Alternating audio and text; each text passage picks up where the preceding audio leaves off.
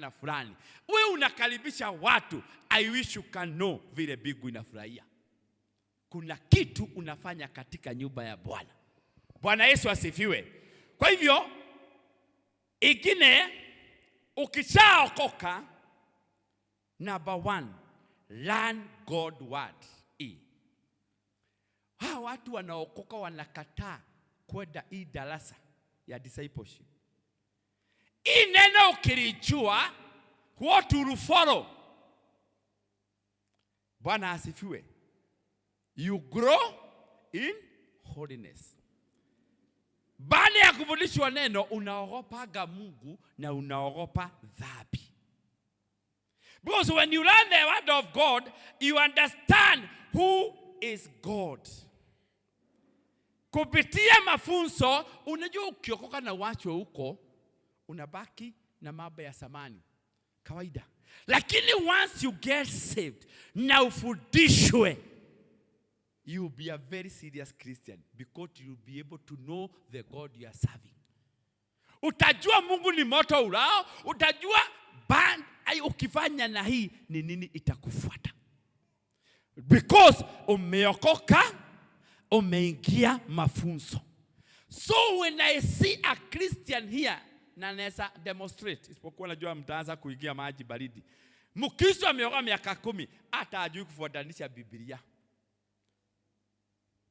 Genesis to Revelation, they don't know. Many. Simply because kuna mahali aliokoka akakataa kupitia process. Hii mambo unasikia inatendeka kanisani ni baada ya Mkristo kuokoka anakaa akibaki nimeokoka Yesu ni Bwana. Hata memory verse moja hana, juu hakusoma neno. Msingi wa Ukristo ni neno. For you to be a serious Christian is this word. And when you learn this word, you will be able to know the God you are serving and you will fear him. People don't fear God, but they fear sin. And when you fear sin, you don't fear God, you continue sinning. But if you fear God, you can't sin because you know the consequences. Are we together? A serious Christian is the one who pay attention. Neno likifundishwa. I can tell the serious Christian here, those when I'm in my office, I see them seated seriously listening to Bible study. Listening to Bible study. That's a Christian who will go far. If you take those notes, na wenda usisome tena, I'm telling you within 1 year, you will not be the same again. You're not supposed to be stagnant. You are in church for 5 years and you don't know what you are supposed to do in the house of the Lord. Tukatae, tunapoingia mwaka hii, tukiomba maombi ya tuidua, ambia Mungu nijulishe kazi yangu katika nyumba yako. Ambia Mungu akujulishe kazi unafaa kufanya. Because lazima tufanye kazi katika nyumba ya Mungu. Si miaka na miaka ni mshirika. Unaweza kuwa ni Kingdom Financial. Unaweza kuwa kazi yako ni kuomba tu. Unaweza kuwa ni muinjilisti. But how will you know unless you know the word? Hii ndio msingi. Jana mahali tulikuwa tunafungua kanisa, nilifundisha watu na nikaambia Yesu alifanikiwa na akalea watu strong juu alikaa katika msingi wa neno. A serious Christian is the one who read the Bible, who want to know more about God. Because umeandikwa kazi. Unakaanga mahali umeandikwa unataka kujua bosi yako anapenda nini na nini. Na huyu Mungu umeokoka, kwa nini utakaye kumjua? Paulo akasema, natamani kumjua huyo Yesu na nguvu zilizomfufua. Na alipotamani na akasoma na akaomba, alipokea hizo nguvu. Na wewe si utamani kumjua Mungu kupitia mafunzo. Sema amen. And then growing in holiness, then you start serving others. We have our Pastor Jack. He has qualified kwa darasa ya leadership. What are you supposed to do? Serve others. That is the process. That is the growth. You understand the word? You know that God? Tell others. Moto ukiakishwa taa, unawekwa mlimani umulikia wengi. Wewe ni mwangaza baada ya kujua Mungu wako, agasia wengine. And it is for everyone. The Bible is very clear. No specific people. We will read about the graces. Bwana Yesu asifiwe. That is the time unaanza kushare na kuelezea watu kuhusu Yesu. Evangelism, neighbors, Yesu anakupenda, huyu Yesu anafanya, na hayo baada ya kukoma. Bwana Yesu asifiwe. Let's go to Ephesians chapter 4. I was just doing introduction so that tutembee pamoja. Ephesians chapter 4, 1 to 7. Ephesians chapter 4, 1 to 7. I therefore, the prisoner of the Lord, beseech you to walk worthy of the calling with which you were called. Uliitwa na beseech, yani na kuomba, na kusisita ile mwito umeitwa nawe. Utembee katika njia za kiungu. Worthy the calling. The grace you have. Umeitwa umesema yeye ni Mkristo. Kuna njia ya kutembea. Twende hapo mbele. With all lowliness and gentleness, with long suffering, bearing with one another in love. Kuvumiliana, unyenyekevu. Katika hii safari tumeanza. Kuna yale mambo unaanzana naye. You must be humble. Mtu anapenda watu. Hiyo ndio njia ya a serious Christian.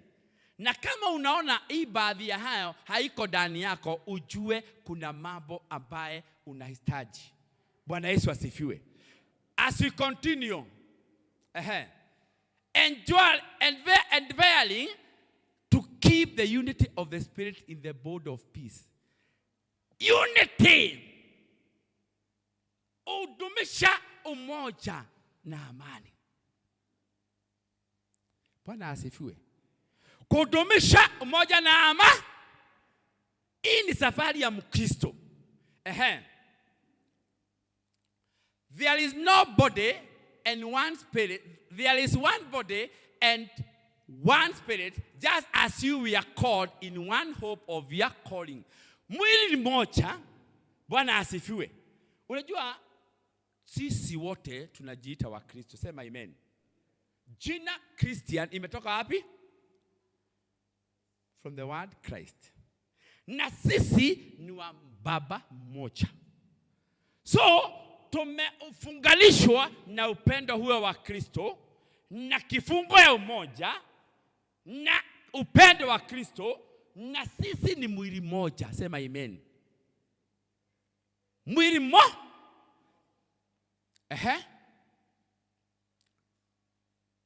One Lord, one faith, one baptism. Yani kila kitu ni moja. Mungu ni mmoja, ubatizo mmoja. Hiyo mambo yote imetufunganisha wakati unajiita Mkristo. Na sasa uangalie safari hiyo na kuambia a true Christian, and that's why I'm saying you must be a serious Christian. Twende. One God, one Father of all, who is above all and through all and in you all. Mungu mmoja. Ndiyo tunasema Baba. Kwa jina la Baba na Roho Mtakatifu na nani? Tumefunganishwa na mwili mmoja na imani moja na kitu inaitwa Baba mmoja. Bwana Yesu asifiwe. Na Mungu ni mmoja na yote katika ndani yayo yote. But to each one of you, hapa ndio sasa sikiza. But to each one of us, grace was given according to the measure of Christ's gift. Kila mmoja amepewa neema na kipawa ndani yake. Hii kipawa utaijuaje kama umeruka stage 1 kusoma neno la Mungu umjue? Mungu hata kufunulia.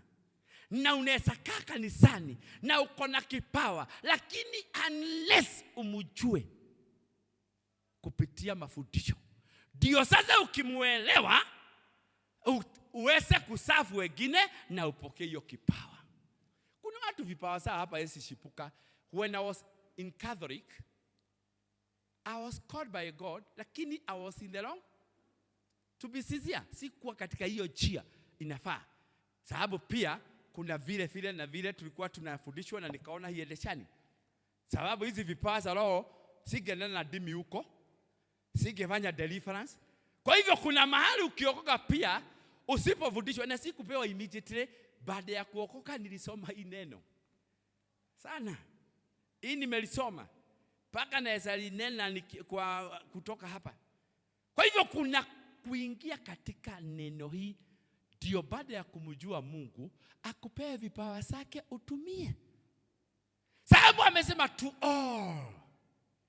Hajasema mtu mmoja, but to each one of us, everyone.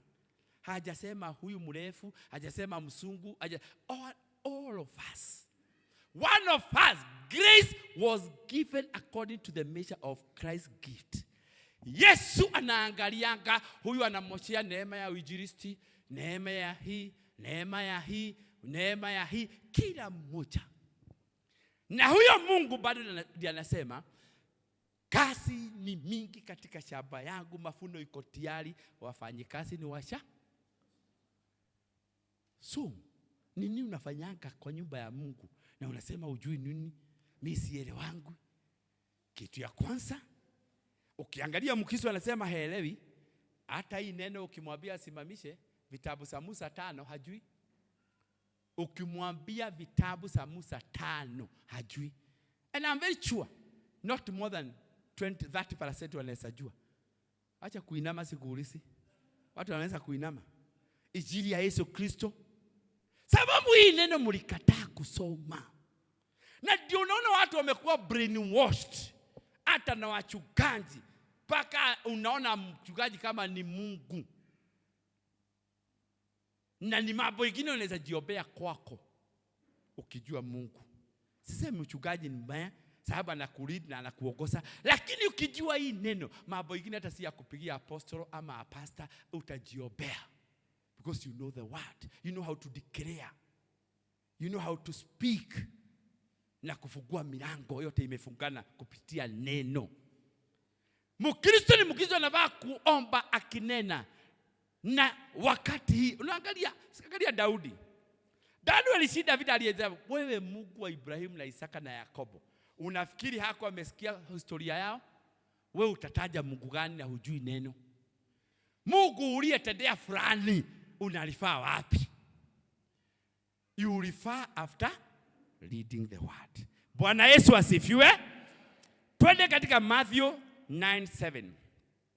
Matthew 9:7. Nataka mwaka huu ukienda kuomba tafadhali ambia Mungu nataka kufanya kazi katika, nifunulie mimi ni nani kama hujui, na hakika atakufunulia na utajua. Lakini pia katika hali ya neno, msingi ya neno. And he arose and departed. Matthew 9:37. I say that 3:7. Matthew 9 verse 37, 3:7. Not 7 but 37. Then he said to his disciples, the harvest truly is plentiful, but laborers are few.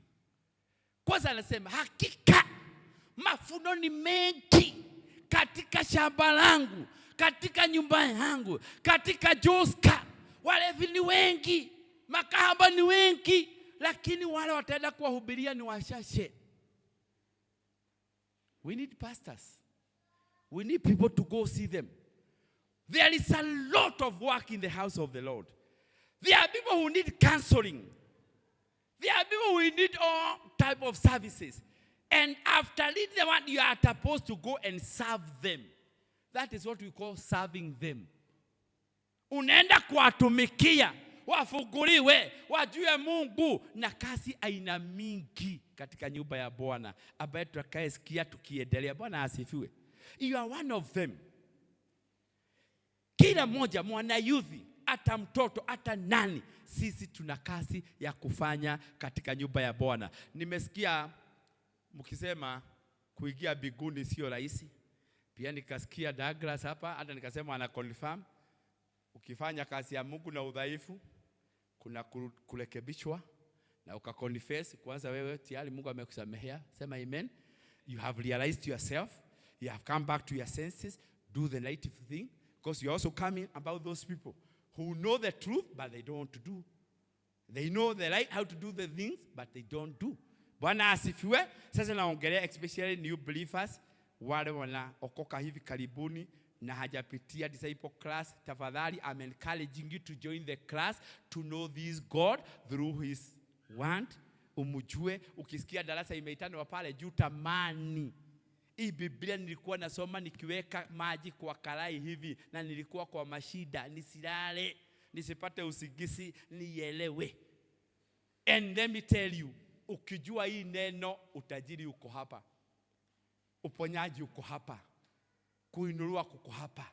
Kibali uko hapa. Everything is in this Bible.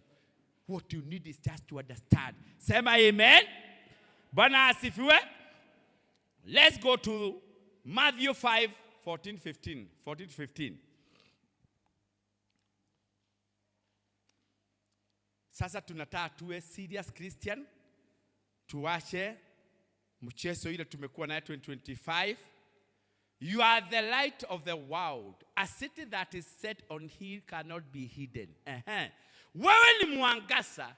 Ukiwa taa imewekwa mahali juu, hakika haiwezi fika. Nor do they light a lamp and put under a basket, but on a lampstand, and it gives light to all who are in the house. Wewe ni mwangaza. Hakika unafaa kuangazia watu. A serious Christian, wherever you step, unaacha impact. Wale unakuta kwa giza wanaona mwangaza. Kuona mwangaza ni nini? Kujua Mungu na kuja katika nyumba ya Bwana. Ukienda unaenda ukiangazia. Ukienda shamba ya wamama wajaokoka, mwangaza yako inawabadilisha.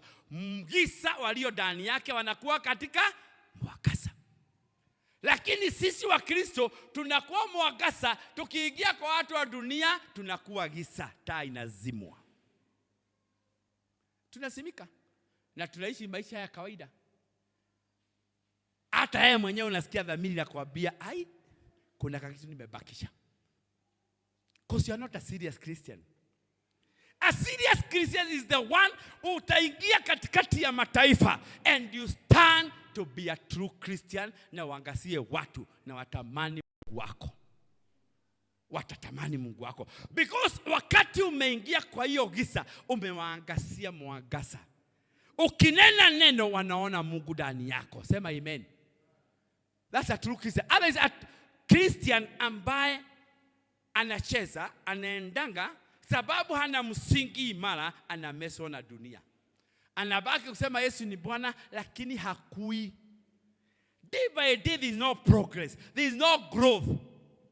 Si kiroho, si kimaisha, anakaa day hata mwenyewe ukimuuliza hajui kama ameokoka ama hajaokoka. Sikia mkisu kama hiyo vile Mungu anasema. Tumalizie verse 15. Tumemaliza, twende Revelation 3. Hapa ndio maneno iko. The danger ya kuokoka na ujifahamu. Revelation 3:15-16. Hapa ndio hatari iko katika Mkristo ambaye ana yuba. Sikia vile.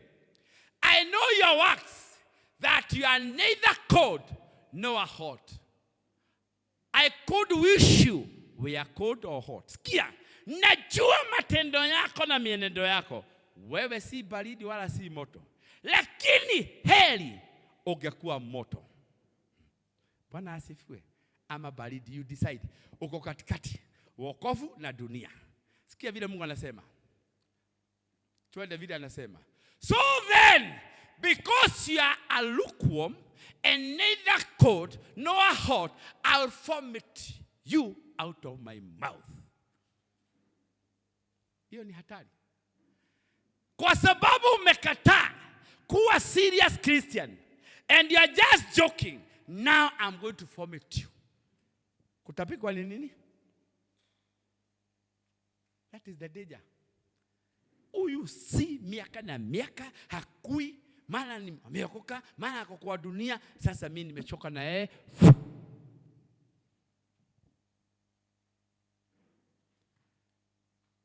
When I say be a serious Christian, these are now the consequences. If you remain uko kwa hii, hukui, maana kukitajwa mshene huko, maana kwa wale wanakuja kanisa, maana Sunday hii, saa ingine naangaliaga viti, hata najua labda watu labda waliolewa, wengine wakaoa wakahama, wengine walienda ng'ambo, akikaa Sunday, na sisemi juu ya wale hata ni wazuri wamesema ukweli, kuna wengine hawasemi, kuna mambo wamepitia, wengine ni kichwa gumu. Anasikia mvua kamenyesha analala. Kuna matope si ya mukileo, unakuta Sunday wakati ya mvua hakuna watu. Hiyo ni Mkristo serious. Lakini hiyo mvua ikinyesha, hiyo Monday na atakana kasi, ameamuka kung'ana matope. Kasi. Ama amesikia mahali pesa inaitaniwa, anaamuka saa 9 usiku. Akisikia saa hii ni president Ruto ako Joska, na kila mtu atafika saa 9 usiku anapewa 200, wengine watafika saa 8. Lakini kanisa na hajali saa hiyo, hajali hata mvua. Kanisa asikia kamvua tu anajifunika tena, anaongezea blanket. Na bado ni Mkristo. A serious Christian haendagi na masigara. Kuwe mvua kuwe jua, hawezi kosa kwa nyumba ya Bwana. Hawezi. Liwe liwalo. Wewe unafikiri naye ukifika Monday si Mungu anakubariki? Lakini jue wewe ni yani you never take God serious. Like sleeping is normal being a Sunday. You can snow. Kwanza unangorota asubuhi Sunday saa 4 na saa ya praise and worship. You are just a joker. You are not serious kabisa. Unasukumiwa jambo by God grace, na tena uko na kipawa, hata si mshirika mchanga, umekuwa kanisani miaka na miaka. Bwana Yesu asifiwe. Hallelujah. Let's go to about service. Tumesikia at the end of the day, if you are like that, God will just format you. And let me tell you, if you are formatted, for example, uko na kipawa ya Mungu, umeichezea sana, hiyo neema unakutaka imeisha na imepewa mwingine. There is no vacancy kwa kasi ya Mungu. At vacuum. Hakuna. Umeshindwa, you are replaced immediately. And the gospel will continue. You are replaced immediately. Ukisikia Yesu anasema, msiponiibia, nitaibiwa na nani? Mawe. Meaning hakuna vacuum. Ati sasa siendi tuone kama wataiba. Siendi nani atahubiri. You'll be surprised. Utakuta umetapikwa. Unabaki empty. Na ukitapikwa, all the favor of God inaondoka. Kibali na kuondokea. Unakaa gumu. Unang'ang'ana na maisha na mwili na damu. The grace which was there is no longer there. Si asima akutapika ya kuue, anaweza kutapika paka ujifahamu tena. Bwana Yesu asifiwe. Jeremia 48:10. Sasa nakuja kwa wale wako na vipawa na mnafanya kazi ya Mungu na udhaifu. Nataka msikie. When I say be serious Christian 2026, as you enter the open doors, this is what you need to do. Thus says the Lord to these people, 48:10. Today we are not together, media. I have said Jeremiah 48, not 14. 48:10. Kaidre. Cursed is he who does the work of the Lord deceitfully, and cursed is the who keeps back his sword from blood. Amelaaniwa afanyaye kazi ya Mungu na udhaifu. Let me tell you, there is nothing, hakuna kitu Mungu anachukia kama mtu amemwagiwa mafuta ama ana neema ya kufanya kazi yake na amekataa, na unalazimishwa, unaambiwa, unasikia ukibembelezwa, tufanye hii, ni kama wacha nikuambie, you may live na ufikiri unaendelea kuishi, lakini kwa sababu ya kupuuza kazi ya Mungu na kufanya na udhaifu, ukute kibali mingi na neema ya Mungu ilikuondokea. Na unajua pia Mungu sababu anakupenda, anasema naadhibu wale napenda. Lazima akufanye chwa. Mungu uadhibu wale napenda. Ama mjua ana display? Is it Proverbs 3 what? 3:11. Tufungulie Proverbs. Mungu uadhibu watu. Kwanza akijua wewe anakupenda, kuna kitu ufanye, unalazimishwa kazi, na umesikia amelaaniwa ule afanyaye kazi ya Mungu kwa udhaifu. Kuna kitu uko nayo, watu wanagojea uwahubirie, lakini hutaki. Mungu amekupea neema, watu wanataka kuomba, wewe ni muombezi, hutaki kuomba.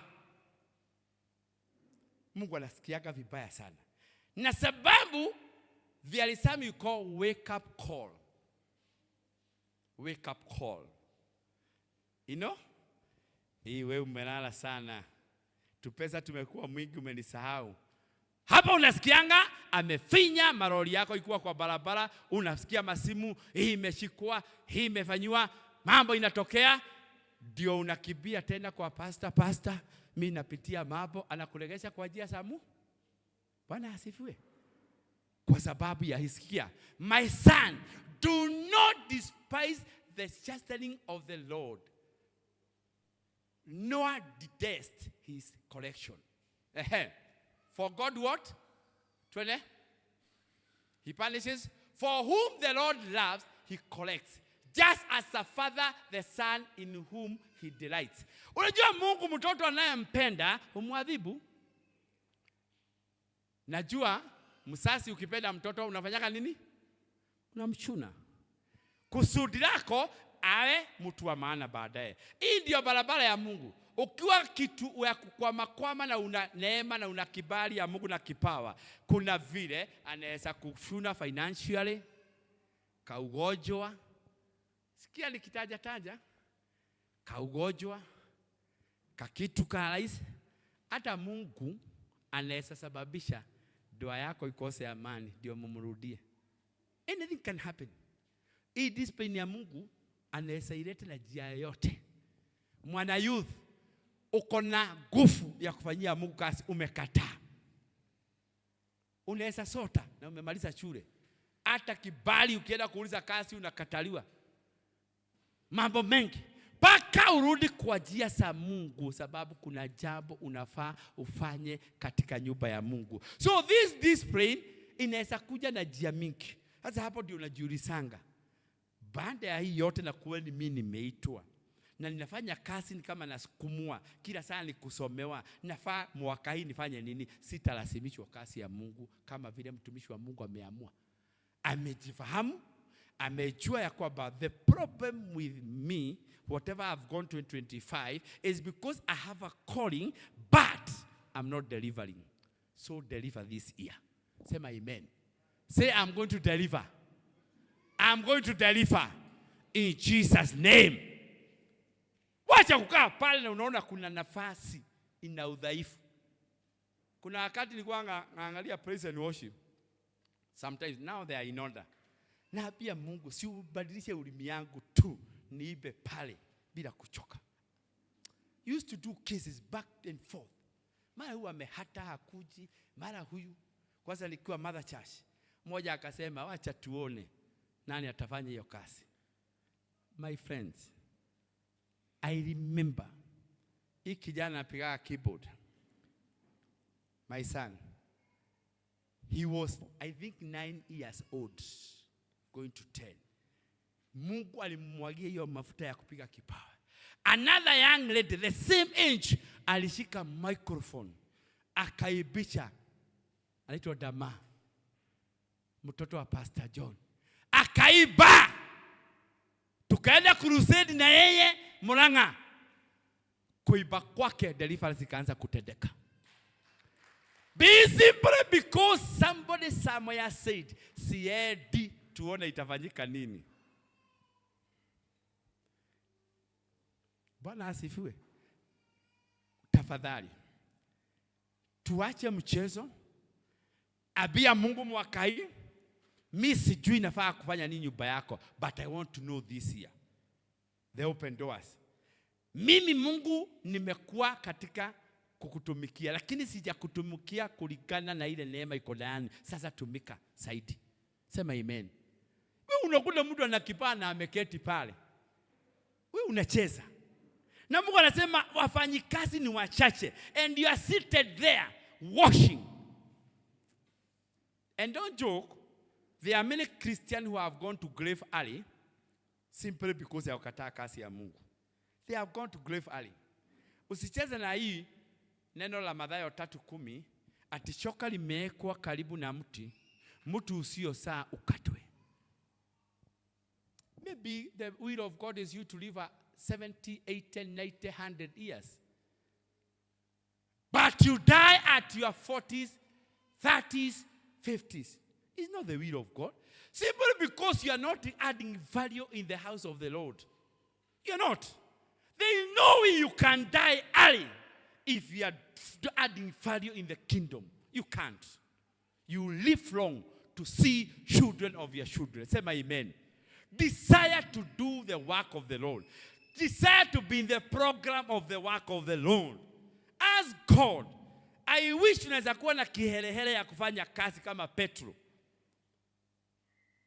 Kihelehele. I want to do this. Niko na hii neema. Wakati tumetangaza kama wale tumetangaza evangelist, ukisikia hiyo darasa iko, ikia. Don't be just a normal member. Be doing something in the house of the Lord. It better God bless you, upeage maskini huko, unakaa ni wa mama wa soko, unasema hii nyanya imelala nitapeana, hii sitakubali. Fanya kitu. Fanya kitu. Kama huna, kazi yako ni kuita watu. Resurrection kanisa, kule tunahubiriwa neno la ukweli, hao umelete, umehesabiwa kuna kazi unafanya. Maybe you don't know. But in the meantime, as you know, that is also evangelism. Invite somebody. Hata tukihubiri kama saa hii, Mungu aone ile roho ililetwa na fulani imekuwa resurrected, imependa mimi zaidi. Nani atabarikiwa? Mwenye kumlete. Bwana Yesu asifiwe. Kama wewe kazi yako ni kuomba, wacha kulasimishwa. Muombezi alisamishangwi. In fact anaombaga hata asipoomba anaweza rogeka. Sababu ni kitu iko ndani yake. Omba. Na si lazima tujue. Muombezi hata ajulikana kanisani by the way. Lakini miracle and wonders will happen. Lakini who is at the back? Nani yako pale? Ni muombezi. Pastor anahubiri hapa, mchungaji anahubiri, lakini muombezi amepiga magoti na pale, miujiza inatendeka. Endelea kufanya hiyo kazi. Na usitake kujulikana. Mungu acha akuone katika siri, akubariki katika wasi. Sema amen. Kwa hiyo naomba mwaka hii tafadhali, let us be serious Christian. One day, don't forget, you leave this world. You know that message watu wataki kusikia? You die. The day, the hour, the second you don't know. But remember, baada ya kuokoka, yote uliyofanya utahesabiwa. Sema amen. Kwa hivyo ni vizuri kukumbukanga, mimi nimeokoka na ninafaa kuishi na njia hii na ninafaa kutumikia Mungu. Kama utumiki, uliza njia ya kutumikia Mungu na atakufunulia. Sema amen. Kuna mambo mengi ama Wakristo tunafikanga comfort zone. Especially wale wanakuaga kwa madhabahu. Kiwete anatembea, mgonjwa anapona, sasa umefika. Hata kwa TV ni hiyo tu kila saa kurudia miaka 2. The God we are serving, yeye amepona, na kuna wengine viwete kama maelfu wanagoja. na uendelee kuomba, uendelee kunyenyekea, ndio uende level to level. Watu wanafikanga mahali na ndio shetani anafanya. Wengi anaingia comfort zone, anakosa kutia bidii katika kutafuta uso wa Bwana na kutafuta hizo nguvu na kuendelea kiwango hadi kiwango. Kama ni wale wamesoma kiwango hii, Biblia hii hata mimi hata waleo naisomanga. As much yote nimeisoma ikaingia hapa. I keep on reading. Nesa chukua simu kama sija member na Google naeka nasoma historia fulani, naelewa Mungu saidi. Bwana asifiwe. Na hii neno ukilisoma na uendelee kuomba, you can never be stagnant in life. You can never.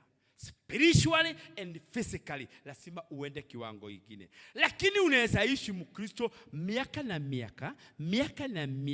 You are not a kingdom financial, you are not an intercessor, you are no one. Na hata ujui. Neno unasikia, lakini ukitoka pale yote nimeenda. Bwana asifiwe. This year, number 1, you need to be serious, especially ikifika watu wa mafunzo. Hakuna msingi mwingine itafanya ukomae mafunzo ya hii hata kwa biashara. If you know this word, hata biashara ungangani, because you know how to declare using this word. So I encourage you. Wajua, the beauty side of kingdom matters, we never force people. If you read the Bible, the Lord is saying, nimekuwekea uzima pande hii, mauti, baraka, laana. You know, eventually anasema nini? Choose. It's you to choose. Even now I'm teaching you, but I will not force you.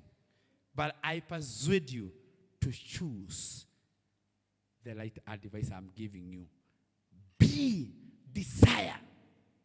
How many people have notebooks in this congregation? Raise up your notebook and a pen. Notebook and a pen. Kaidre. Wacha uoga. Raise up. That is sign of people who are going far. And now can I tell you something? Not only writing now, review. Go review. And I will review. For those who don't have notebook, carry. If I ask you those scriptures I've mentioned here, will you be able to tell if you don't have a notebook? You can't tell. Bwana asifiwe, it evaporate. And you know, one day, I was like you. I was seated. Kwa kumejaa box sijui ngapi za vitabu ya kuandika. I used to write wakati nilikuwa nafundishwa. And because nilishika, that's why today I'm teaching you. I'm serving you. That is what you call the growth in Christianity. At some point you get saved, you are taught. After being taught, you go teach others. You impact others. Who have you impacted since you got saved? For the last 10, 25, whatever years, over 3 years. Who have you served? At what capacity as a Christian? You are just there. Doing nothing, just attending church. And that's such a Christian, they are not serious because what they do is like, nimekaka bila kwenda church after 3 months. Chanione, God anasemaje. And let me tell you, most of Christians, they go to church on 31st. Kuruka mwaka. After that, maybe once or twice. Is that a serious Christian? So let us be serious Christian. For us to experience God manifestation. For us to experience the blessings in the open doors. You may mention this word, it may not be manifested in your life if you are not a serious Christian. Only serious Christians will have a testimony on 31st, 2026 December. Not even that. I know. Nasikiaka kwa ubali. There are those who have testimony of open doors. Tayari kuna watu wamefunguliwa mwaka hii, me being one. have experienced the open doors of 2026. I'm tuned in the spirit and I capture this word na natembea naye by faith. Sema amen. It will be very unfortunately, hii neno limenenwa na ni malaika amenena, ni Mungu amenena, lakini alifanyi kazi kwako. Because one thing, number one, you're not a serious Christian.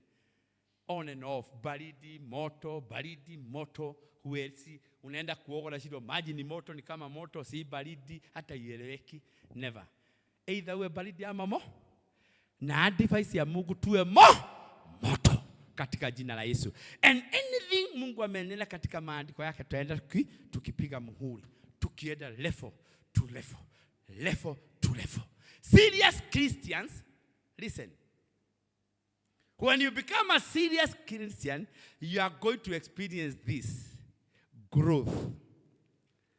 Glory to glory. Glory to glory can be only experienced by a serious Christian.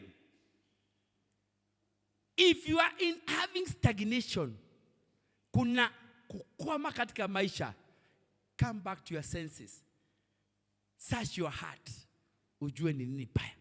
Because Mungu amesema nitaweka kiwango, you continue shining. And that is final. But only if this year you decide to be a serious Christian. Tafadhali wapendwa. Juu nimefika mwisho wa ujumbe. Jiulize mwaka hii. Ni nini nitafanyia Mungu? Nini nitafanya katika nyumba ya Mungu? Neema ile iko ndani yangu, mimi nafaa kulasimishwa, nafaa kukemeangwa, nafaa nini kusukuma? Hapana. Ni nini Mungu baada ya kuokoka mimi sijaijua mimi ni nani, katika hii maombi ya 21 days akufunulie in Jesus name. Sema amen.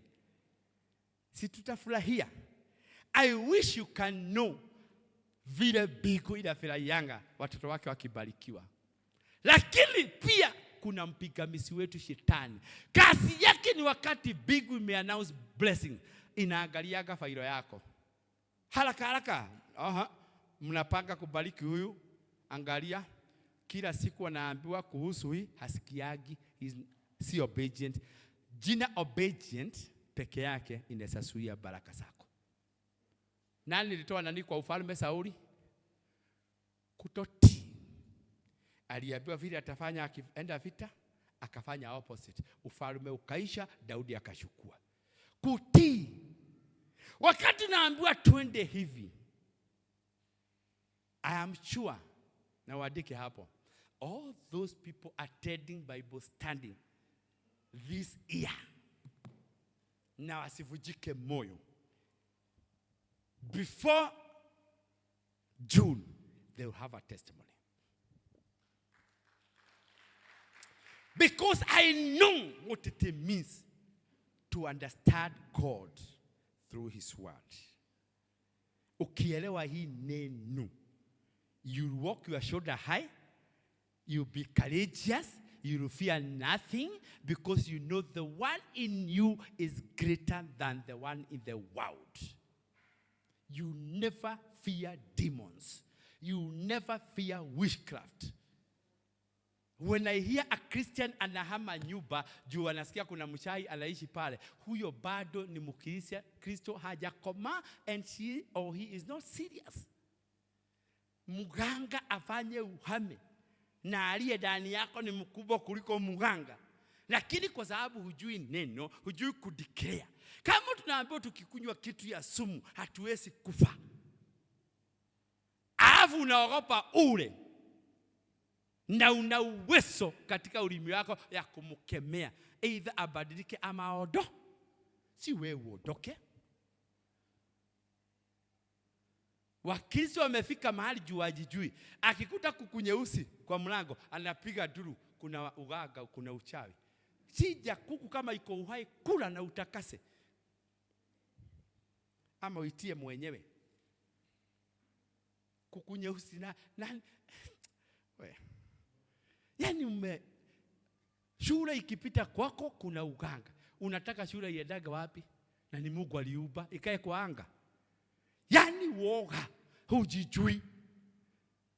Bwana asifiwe. Kakitu tu kadogo juu imani yako ni dogo, yani unakaga na wasiwasi.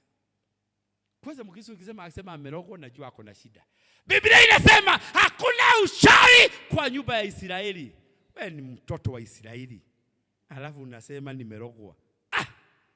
Because you don't know the word. Hiyo ndio baadhi ya mambo na afundisha. Hakuna uchawi kwa nyumba ya wana wa Israeli. Na sisi ni wana wa Israeli.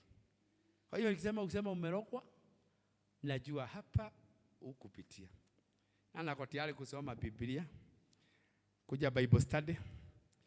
Nani atatoa mafasi ya maringo na kiburi aingie darasa afunzwe? Simfunzwe, kubalini. Usikae Mkristo baridi. Kana moto. Me one thing, hata nikiwa kwa barabara. Sometimes I leave Nanyuki at night. I drive at midnight. I'm on the road. I've never thought of criminals on the way. I've never thought of anything negative. Because I know in that vehicle I have the angels. I have cleared the Lord with the blood of Jesus. And that's final. And I'll go. I'll fear not. Bwana asifiwe.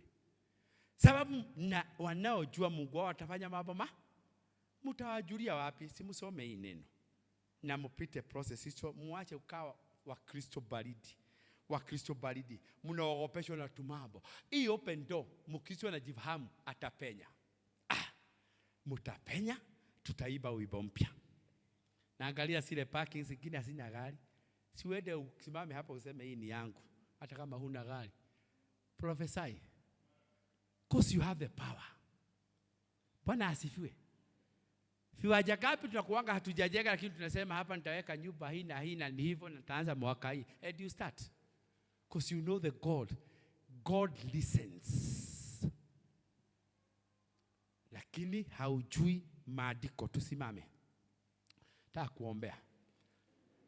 Who is ready to be a serious Christian this year? Who is ready to be a serious Christian? In all aspects, kwa njia yote, be a serious Christian. Stop being a joker. On and off kama unachezea Mungu. Let us be serious. Tuinue mikono yetu. Sema Bwana Yesu, nainua mikono yangu. Mwaka hii ya 2026, naomba Bwana unisaidie kuweza kuwa Mkristo wa kuongeza dhamana katika ufalme wako. Nisamehe miaka yote, miezi yote nimekuwa na udhaifu. Sijifahamu. Nimekuwa nikifanya kazi na udhaifu. Nisamehe. Kuanzia saa hii nimekubali kuwa moto na nitafanya kazi katika nyumba yako. Sema amen. Tupigie Yesu makofi. Basi kabla tunaweza keti, kuna mambo kadhaa nataka kusema, alafu pia tuombee watu wakienda maombi.